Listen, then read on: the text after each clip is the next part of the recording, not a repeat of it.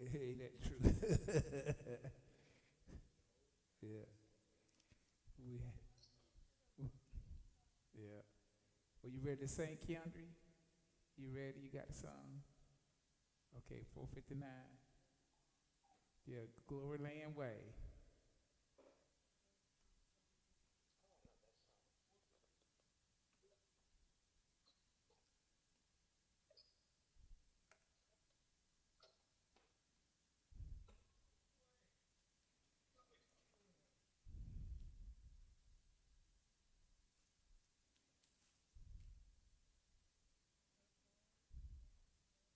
Yeah, yeah, yeah. Okay, times. Everybody ready? Time sing. I'm in the way, the bright and shiny way. Oh, I'm in the glory land way. Tell them the world that Jesus saved today. Yes, I'm in glory land way. I'm in the glory land way. Oh, I'm in the glory land way. Heaven is nearer and the way grows clearer far. I'm in the glory land way. Brother Norris.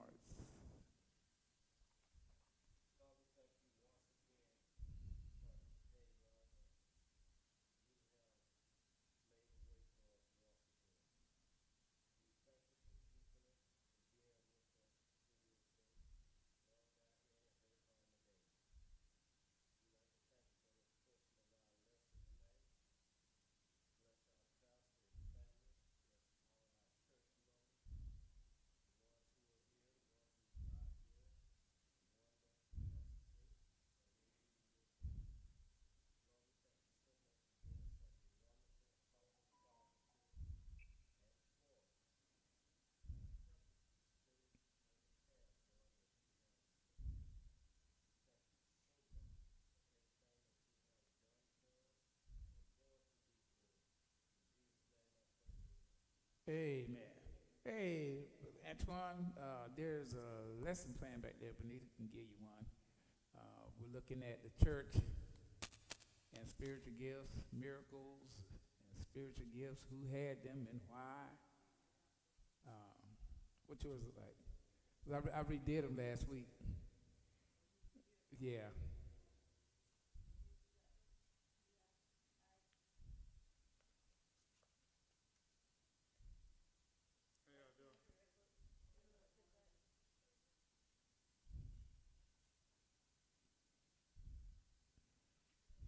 Last week we looked at we answered question 1 and 2. So today we're working on questions 3 and 4. Our question last week was did the apostles lead the church in ignorance when they came to understanding the work of the Holy Spirit and the gifts He gave to the church? Um, okay. And so 1 Corinthians 12:1, Paul mentions that he would not have them to be ignorant concerning these things. We are referred back to Jesus when he told his disciples the reason he was going to give them that ability to have the Holy Spirit. Oh, that me? Oh, somebody. Yeah. Okay. No, no. I think that Jenny. Yeah. Okay. Yeah. And so that was question 1, and you're right. They did not leave us ignorant, and they not knowing why God did what He did. And then number 2 was we looked for the definition of miraculous as it referred to spiritual gifts in Matthew 12. Yeah.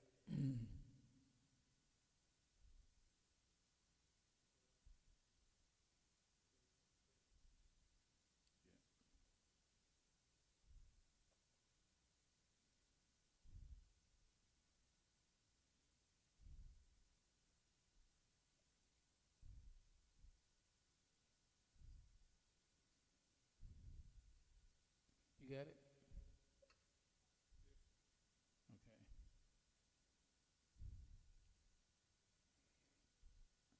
Yeah.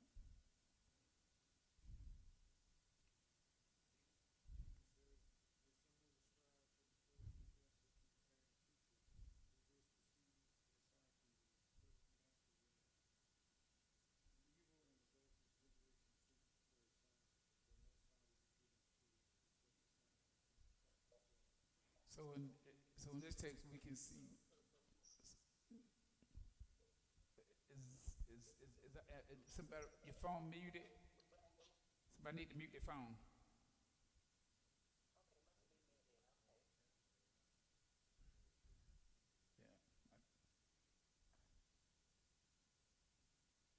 Yeah. Jenny there? Okay, okay. Try to mute the phone. All right. Okay, yeah. So number two was what is the definition of miraculous as referred to spiritual gifts in Matthew 28? Um, the Jews they understood miracles. In other words, they had a history, right? They had a history of these things happening. When in Jewish history, when did they first start witnessing miracles? When was miracles presented to the children of Israel? The first time they experienced miracles. Yeah,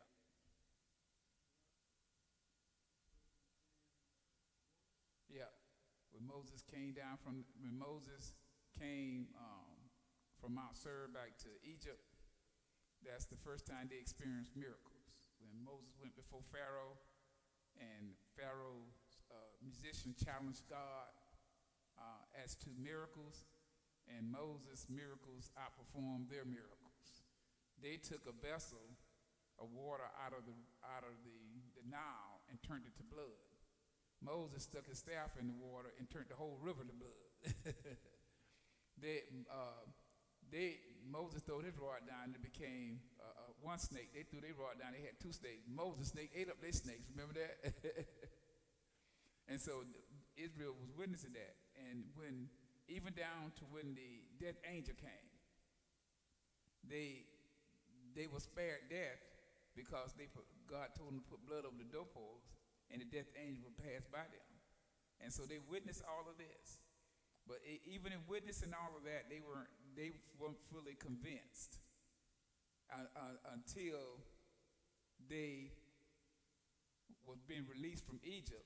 And then even at that point, they still had doubts. And remember when they had they came to the Red Sea, they were crying at Moses. Now they had miracles being performed for them on the way. The Bible said God gave them a cloud by day and fire by night. So they weren't cold in the desert at night, and they weren't burnt up in the sun during the day. Now everything around them was sunshine, burning the ground. But over their heads, God had a cloud to protect them from the sun. And they had all of this going for them, but they still didn't believe.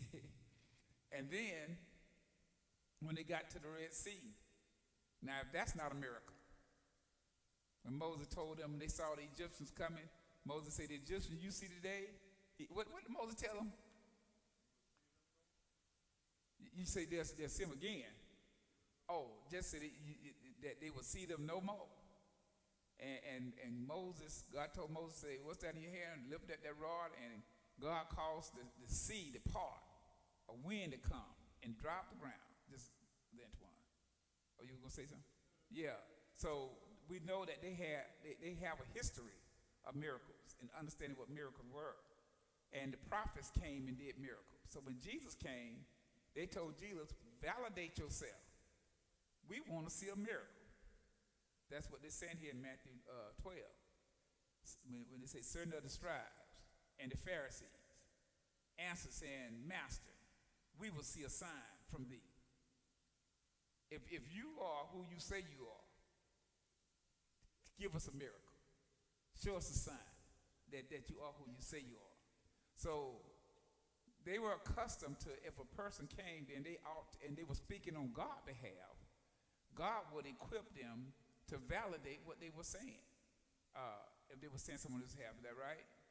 So when we go back up to the the beginning of the discussion, according to the Bible, the key difference between the ability of apostles and common Christian ability is that the apostles were given unique supernatural powers, including the ability to perform miracles like healing the sick, raising the dead, which is not readily available to other Christians. These powers were specifically given to them to establish the early church, and as a way of confirming and validating their message. So here's Jesus. He got a message. What's Jesus' message to Israel? What Jesus is preaching? He's preaching the kingdom of what? He's preaching the kingdom of heaven.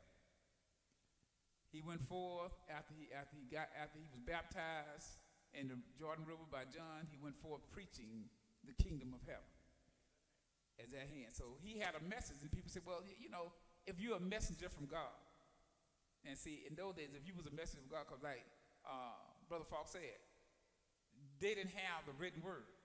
Here comes Jesus with a doctrine that was alien to their doctrine of Moses. So he has a doctrine. He's teaching them. And they say, well, if your doctrine be true, where's the sign? Where's the miracle? They didn't realize Jesus was the miracle. Now for us today, as we look back 2020 hindsight, we could see Jesus as a miracle, can't we? Why do we see Jesus as a miracle from my vantage point?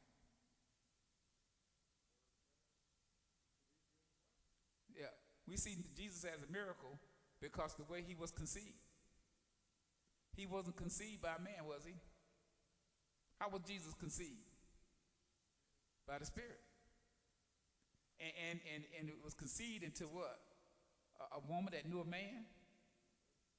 A virgin. Come on. A virgin, how are you going to be pregnant and still be a virgin? And how is that possible? See? Well, here she is. She's a virgin, right? And she's pregnant. That's a miracle, ain't it? I ain't seen nothing like it says. Have y'all seen anything like it says? So we can see Jesus to us. We can see Jesus. Jesus was a miracle. Yes, Jesse.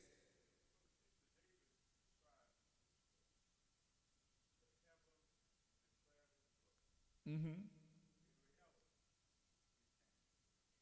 Yeah. Yeah. So God's presence, his presence is everywhere. But when we see miracles are miraculous experiences are things that defy nature. You know, God set nature in motion, and nature works as it's supposed to because it is the law of nature.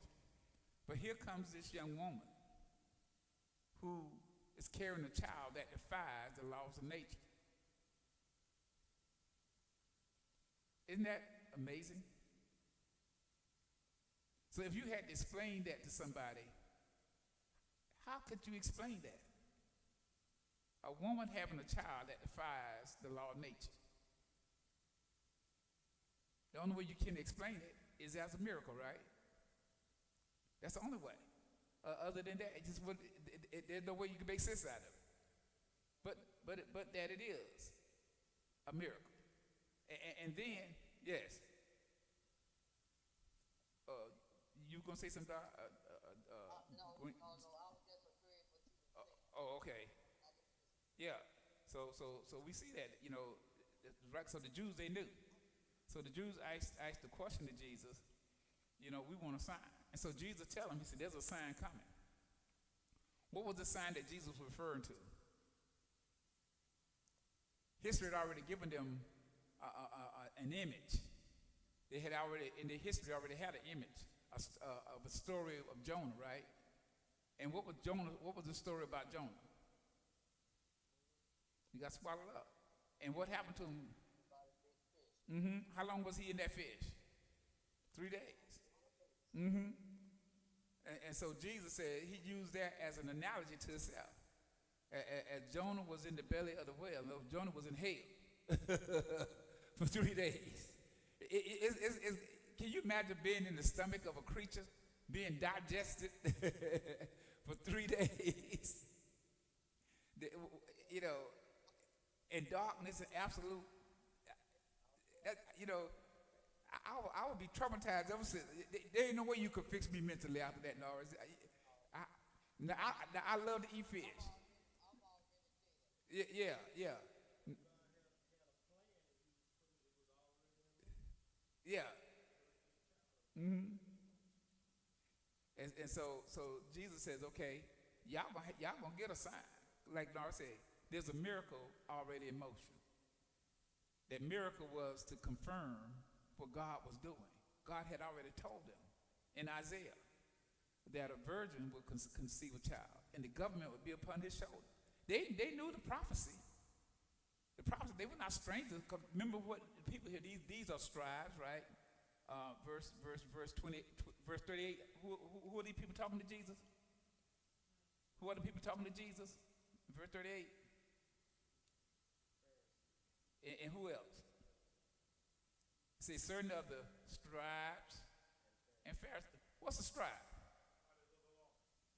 So these people, they knew their history. They wrote the law. So they knew the history. They knew the ordinances. They knew how all of that system worked. Yeah, and they knew the prophets. And so they were well educated. And a Pharisee, he's one who is a strict Jew. He's not, now the Sadducees, they just sad, you see. but, get the pun, sad, you see. but it's just, yeah, and yeah, the most, yeah, they were the most learned of the religious people in their culture. Yeah. And so it's like us today. We use a term. We say you have true Christians, and then you have sectarians. Anybody ever heard the word sectarian? Jesse heard the word sectarian before, right, Jesse? A sectarian in the Christian world is one who differs religiously. They're of the same religion that you are, but they differ in their interpretation and practice of it. They may not be as strict as you are. They may be more lenient or liberal and accept things that are not actually in line with God's word. In other words, they'll turn a blind eye to some things. That's a sectarian. Yeah. And so a sectarian in their day would have been someone like a Samaritan. A Samaritan was a Jew, but he had a different view religiously than the Jews from Jerusalem. Huh? The Essenes, they were a sect that, no, the Essenes. Yeah, they were zealots. A zealot is a person that is ritualistic. Every ritual had to be done specifically as it was from the original. Could not be altered in any way. And so they had some of those among the Jews, because remember when Jesus' disciples were going through the cornfield and they were eating, some of those same people that you mentioned right there challenged Jesus. Why do you? They asked them, like Jesus, why do you allow these to eat corn on the Sabbath day? They put the onus on Jesus, and that's how like you said, they're above. They had a confidence that was above, and in actuality, Paul probably could have rivaled that group, because Paul's mentality. You see, Paul said, I'm a Pharisee of Pharisees. You got your Pharisees, then you got your cut above. He was that cut above. And so these people are challenging Jesus and telling Jesus, hey, if you are who you say you ought to be able to do some miracles. You ought to see something about you. You want us to believe you. And Jesus said, I can't do for you what you want. And he tells them why.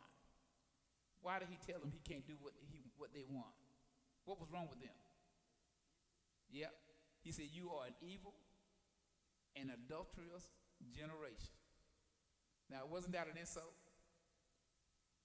Jesus, the thing about Jesus, he's so straightforward, ain't he? Yeah. But do he have to be so straightforward? Do he have to cut you to the quick?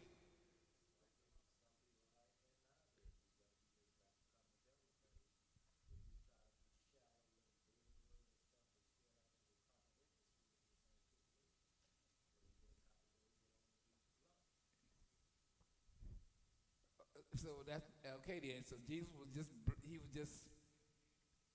he was a blunt too. Yeah, he didn't sugarcoat it. He didn't put no honey on it. He just laid it out. This is what you are. Y'all are evil, and you're adulterous, and you're asking for a sign. Y'all the wrong people. What Jesus said, y'all the wrong people. You be asking me for anything. Y'all want my miracles, but you're the wrong people to ask for. Because if I did a miracle, it wouldn't do you any good because of what you're doing. Your nature just ain't right to receive it. Like you said, Nora, some people just, they just so raw, you got to give it to them raw. And that's just, yeah, they're unbelief. They just, basically, they're there in one sense to seem like for entertainment purposes. They know the scribes and they know the Pharisees have been at Jesus. And they're there to see the show. You ever see people that show up just for the show? They're not there to buy anything, but they're just there for the show. They want to see who's going to come out on top, give them something to talk about. They're just there for the show. And these are those kinds of people. They're just for the show. But Jesus said, all y'all going to get a sign. Like Nora said, because God has set forth this in motion. What he has prophesied now is taking place. And so because it's taking place, Jesus said, just as Jonah was in the belly of the whale 3 days and 3 nights, so should the Son of Man be in the hollow of the earth. No. He might have felt like he was coming near there. Because he was the idea that, the idea was, historians say he was like in a type of hell. And so when Jesus died, the Bible said Jesus went down into hell. He went down into the Hadean world. Peter said that when he went down into the Hadean world, he set captives free. And so historians said what that simply meant was he went down and beat up the devil and took the keys of death and the grave from the devil. The devil had the keys and nobody could get them. Nobody was bad enough to take them out the devil's hand. All the prophets had came. All the mighty people had came. Even as strong as Samson was. I thought maybe Samson could handle him, Jesse, but the Bible didn't even say Samson could handle the devil. As strong as he was. They say Samson was so strong, in his death he walked away with the gates of Gaza.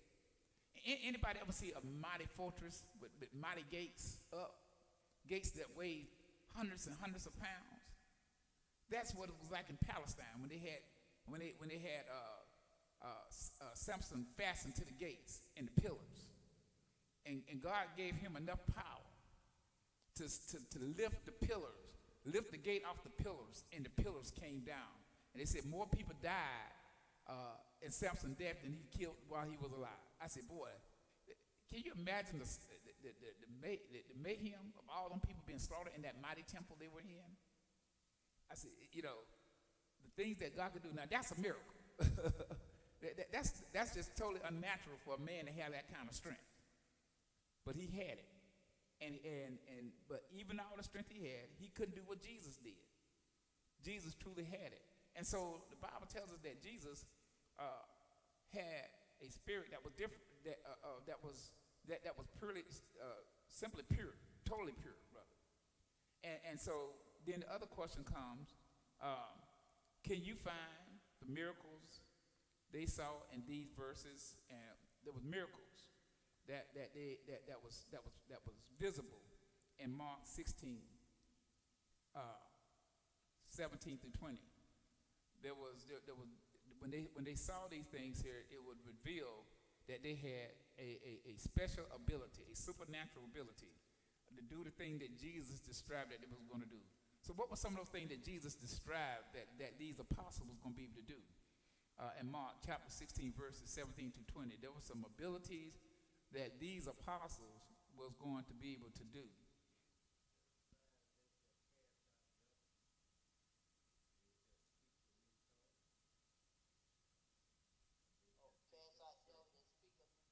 Mm-hmm. They could lay hands on. They could do what? Lay hands on the sick, and the sick will recover. So all of these again, once again, all this was done so to validate, to confirm and validate the message, right? That the reason they had these abilities, it wasn't just given to them so they could show out.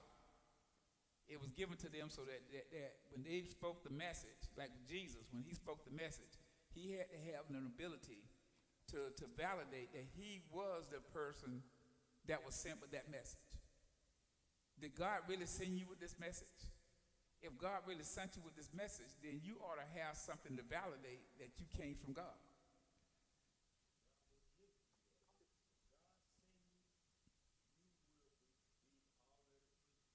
Yeah.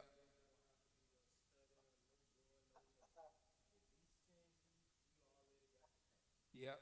So those men was fully equipped to do because the spirit that was given to them and they were already trained. It was already complete, and the spirit was working with them so they could do absolutely what Jesus had told them they had to do, and the message would have no error in it. It would be absolutely perfect.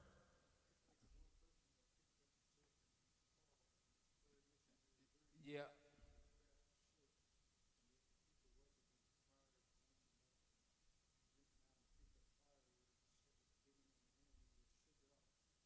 Yeah. So yeah. So when you look at Paul, not only Paul, but remember Peter. Peter went to Tabitha. Remember Tabitha? She had died. Tabitha was a servant, and she made coats for the poor, and so she did a good work, and she died. And they mourned her so that they called for Peter, and Peter came and raised her from the dead. And remember Acts 20 and 7, when Paul was preaching, and he preached unto midnight, and the young man fell out the loft, and he died. And Paul went and raised him up. Now, who do you know today that can do something like that? Now, if I preach to y'all at midnight and somebody fall out and bump their head and they out cold, you ain't even got to be dead, but in a coma. You know, who in here you think can bring you out of coma?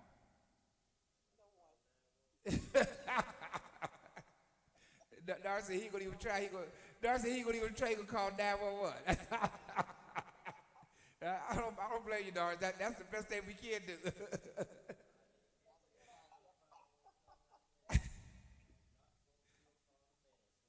Yeah, that's it.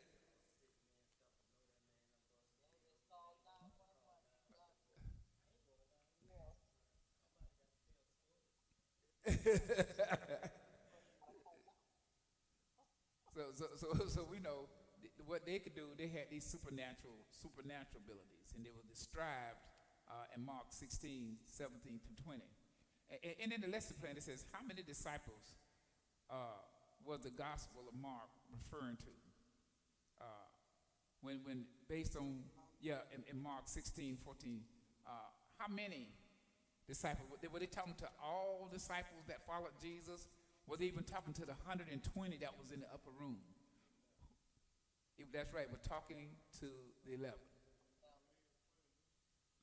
Once they got into Jerusalem after Jesus' death, but while Jesus was before Jesus died, and Judas had killed himself. Remember? Yeah, yeah, he had betrayed Jesus. Yeah, at Matthias. Yeah. So when they prayed and the lot fell upon Matthias, he became numbered with the 12. And so, but up until they were the only one that had it. See, some people say, no, everybody had it, the whole 100. I said, no, the whole 120 didn't have it. I said, if you Norris after right, if you read the context and keep it in context, you're only going to see the 11. Because in Acts chapter 2, the Bible said that when Peter stood up, he stood up with how many? He stood up with 11. He didn't stand up with 120.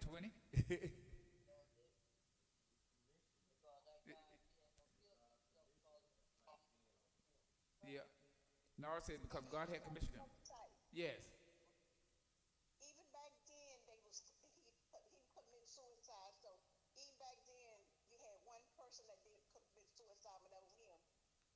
Yeah, yeah. So we know that suicide is a real thing. We see it witnessed in the Bible, and we see what happened to when Jesus said what happened to the man that committed suicide, and Paul and even Peter said he had to go to his own place. It didn't say he was going to paradise. It didn't say paradise. It said he had to go to his own place, wherever that place was, but it wasn't paradise. Yeah. What was that guy last name? How you pronounce his last name? Judas Iscariot. Judas What is it? Iscariot. Iscariot. That was the boy. I can't Yeah. hardly pronounce. See, it's good the translation. 'Cause somebody asked the question one day. He said, "Why, when we read the Bible, all of these gospels are in English names? You know, Matthew, Mark, Luke, and John." And I said, "That's a translation into the American language because it was in the original name language. You wouldn't be able to pronounce it." So it's some hard names. Yeah. Very hard.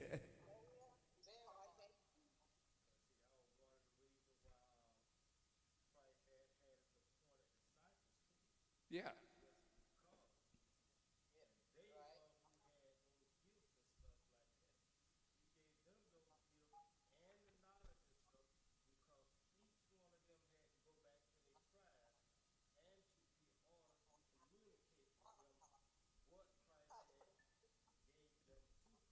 Yeah.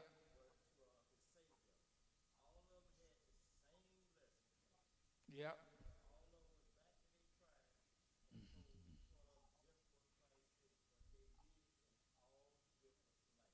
Yeah. And so and you're right. And so when we got down to Acts chapter 15, here come Paul. Paul is not being added into their number. This is Paul, God, Lord, Luke writes to say Paul was one that was born out of due time. In other words, this was God's plan to bring this man into existence. And sometimes it makes me wonder, there is a text in the Gospels when the apostles go out and they're healing and they're doing these miracles and they meet a man and he's doing the same thing they're doing. He's doing miracles. Peter said, "We commanded him that he follow us, but he would not." And they asked Jesus about this man. They said, "Now, he didn't follow us." Jesus said, "If he's for me, he's not against me." Now, you know, and what's so strange is that when you get to Galatians, Paul declares that God took him and translated him, that he experienced everything the apostles experienced. And I say, now, could God had done that back in the presence of the apostles and they didn't know what was happening because it wasn't time for them to know? Yeah.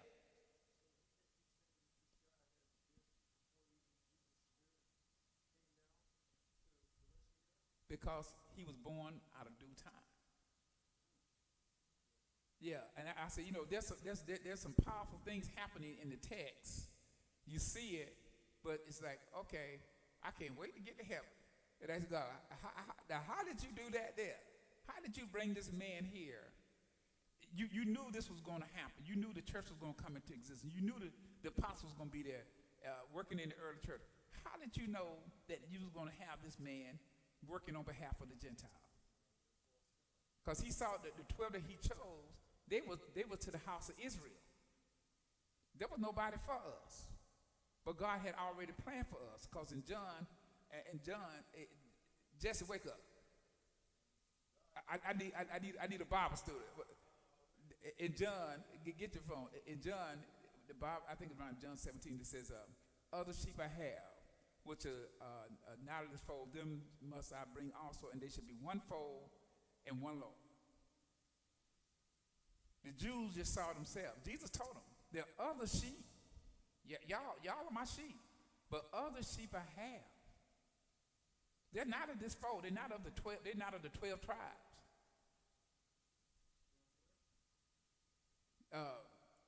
Look for other sheep I have which are not of this fold. If you can look that up, other sheep I have which are not of this fold, and it'll bring you to that text.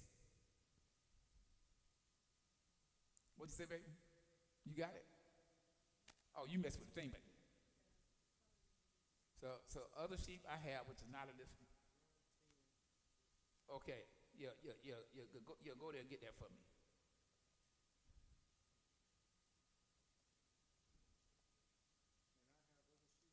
Mm-hmm.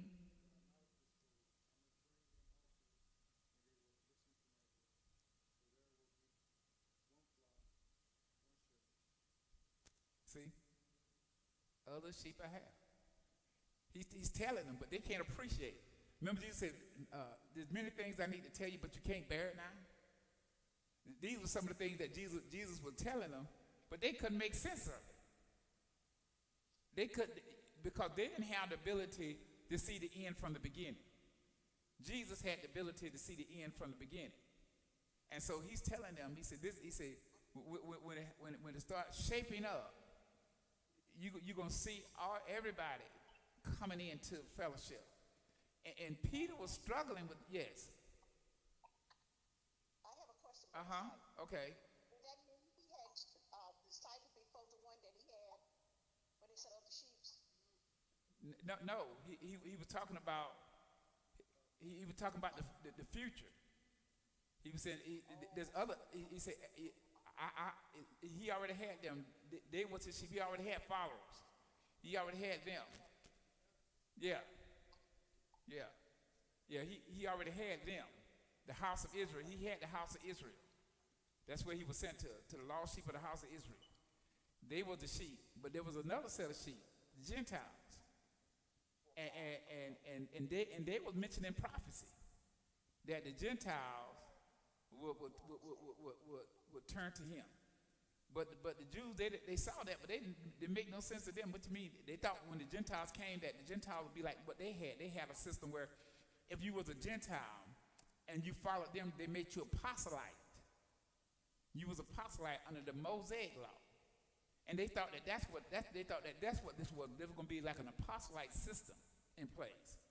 And so it froze in their mind that this is what it was going to be. So they struggled with that. And the reason we know they struggled with that, because Peter in Acts chapter 10, when Peter was on Simon Tanner's house on the roof, God was dealing with him on that very issue. People say, "Oh, we're talking about food." It really wasn't concerning food. It was talking about the nations. And we told Peter, "Rise, kill and eat," because the Jews saw the Gentiles as an unclean people, as a dirty people, as a filthy people. They had no dealings with them. And remember when Jesus was going to Samaria, because they were considered half-breed Jews, they said, "We have no dealings with the Samaritans." And they would go a 3-day journey around, and instead of going through Samaria, they would go 3 days out of the way just to avoid Samaritans. That's right. And so it was a challenge for them when Jesus went to Samaria. That's why when Jesus went to Samaria, he didn't take them with him. He went first, sent them away, told them, y'all go get provisions, and then after y'all get provisions, then come back and join me. I don't want y'all with me right now, because he knew they probably were going to act the fool, because they did not appreciate those Samaritans. Jesus was always saying stuff to them to challenge their thinking. Okay, baby, I see. Jesus was always saying something to them to challenge their thinking. Because remember, Jesus tells the story, and he names a person, he called him a good Samaritan.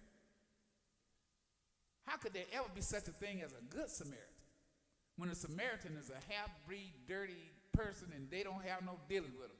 And you say that he's good? What's good about it? But Jesus called him good and lined him up. When Jesus tells the story, right, he lines this man up with them. He said, here's a Levite and here's a priest.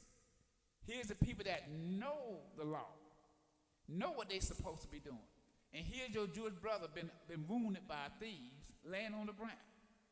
You look at him and you pass by. Here comes a man that y'all all rejects. And he stops and do what you should have did. Who's the better person? And so, yeah. So like being I was saying, Jesus served to them raw. They don't like this because there's nothing good about these people. Mm-hmm. Yeah. That's right. Yeah, he was drafting them in. Mm-hmm. Yeah. Yeah, they were all being drafted in. Yeah. And so all of this was happening All this is like everything's already, God prophecy is already in motion. And it's real time. They're seeing it, but they can't appreciate it because they think it's all about them. Remember in Acts chapter 1 when Peter asked him the question, Lord, will you now restore the kingdom to who? To Israel. Not to God, but to Israel. Lord, are you going to make us that mighty nation we once was? That's where their mindset was. And it stayed there. So when Peter then was down there in Jerusalem, Peter's on the rooftop. Peter had a problem. God has to do a miracle. He has to let their sheep down to get Peter's attention. Peter, them Gentiles are waiting. You got the keys. They can't get in, Peter, until you, on the day of Pentecost, Peter had to open the door for the Jews to come in. Peter was the only one with the keys. Yeah, I will give unto you the keys of heaven. Peter had the keys. Yeah. Yeah, upon this rock I build my church, and the gates of hell shall not prevail against it. And Simon, you are Peter, and you should have the keys of the king. Whatever you bound on earth should be bound on earth. Whatever you loose on earth should be loosed on earth. Peter had the keys. So Peter's up here struggling because he don't deal with no Gentiles. Unless he'd already been struggling with Samaria. And now you told us to go from Jerusalem, Judea, Samaria. Now you telling me the uttermost parts of the world, that includes the Gentiles? Peter had to learn. And at the same time, God's working two ways. You got a proselyte that's already in the family. So it's not, God fixed it with one. It should have been hard for Peter because Peter had been around proselyte Gentiles. And so when Peter come down, he talked to the people in the neighborhood and said, yeah, Cornelius, he's a good man. Cornelius built us a sanctuary. Cornelius, this is a good Gentile. He's worthy. And so Peter had to get all of this information. Peter had to do all this investigation. Remember I told y'all about confirmation investigation? Peter did all of this before he went in there. Now, God had already told him, but that still wasn't good enough. And not only that, God done did a miracle. He done told him. Peter done did all the investigation. Then Peter turned around and said, well, I still ain't going to go by myself. I'm going to take me some Jews, and y'all going to witness this with me because I'm not going to answer. I'm not going to be able to try to answer this by myself. Pete, when you read and you see the context, you say, wow, Peter. Peter was struggling. And so when Peter got there, he talked to Cornelius, and you see in Acts chapter 11, Peter has to rehearse all this over again. So Jerusalem is struggling with this, and Jerusalem is saying, okay, they in. But Jerusalem is seeing you not as a Christian, they're seeing you as a proselyte. They said, okay, we accept Moses, we're accepting Jesus now. And they still struggling with that in Jerusalem. How do you know that? When you get to Acts chapter 8, all these miracles are being done. You get to Acts chapter 15. Now, Peter went through all these miracles. Now look at the miracles in Acts chapter 8. When Philip was doing all these miracles in Samaria, all these miracles that are happening. Acts chapter 4, remember the lame man at the gate? All of these miracles are happening.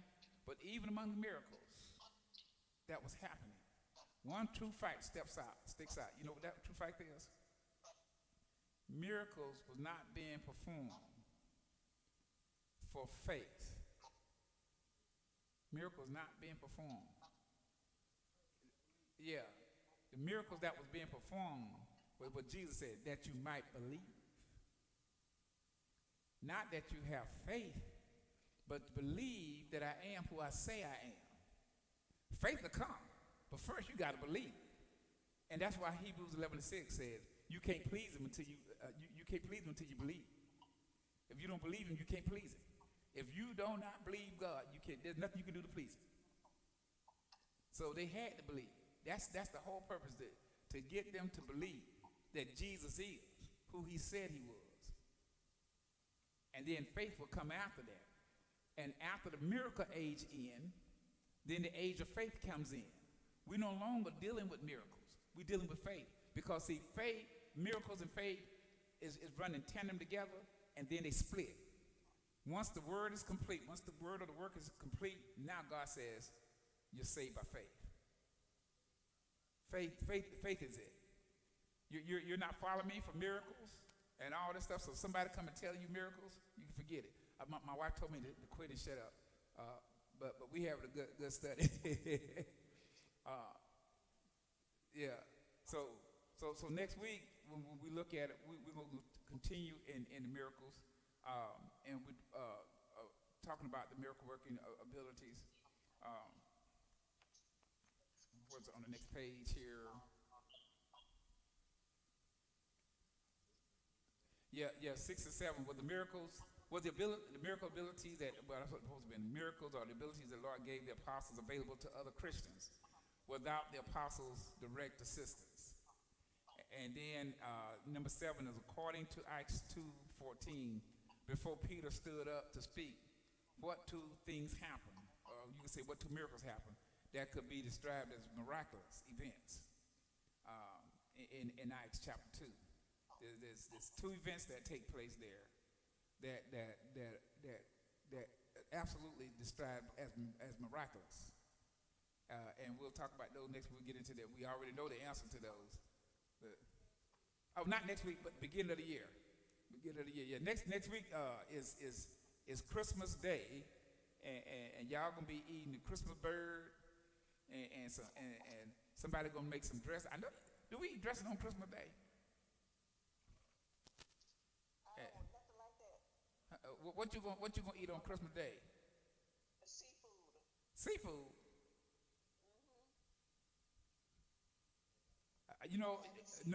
Dar said it differently. He seafood, he gonna eat it. Invite if you want to come. You talking about a seafood fight? That sounds good. What'd you say, Jenny? I said you and Sister Sight invited because I'm gonna have seafood. Okay. Yeah, that sounds good. No dressing, no turkey. Yeah, we'll dip in the pot. That'll be good. But I also want to remind everybody that this Saturday is our Toys for Tot. Been all over the city. A lot of people have donated. Miss Gray. Yeah, she gave a couple of bags. The lady from the chamber gave a couple of bags. So people have been donating. Like I said, Newport took care of 62 of the kids.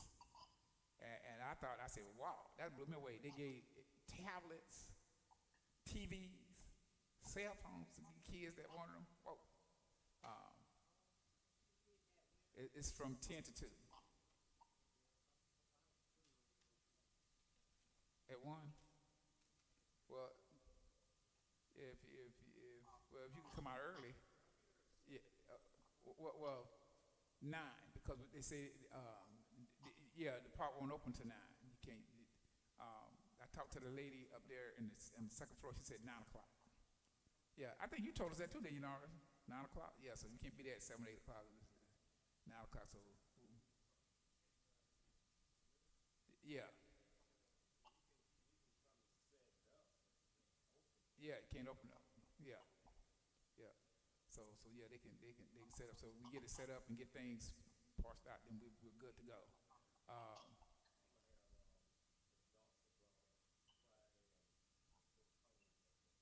Okay. Yeah, that way we can get that truck in there. Because last time people had parked it up and we had to find who they were to move the cars and get the truck in with the bikes in it. So yeah.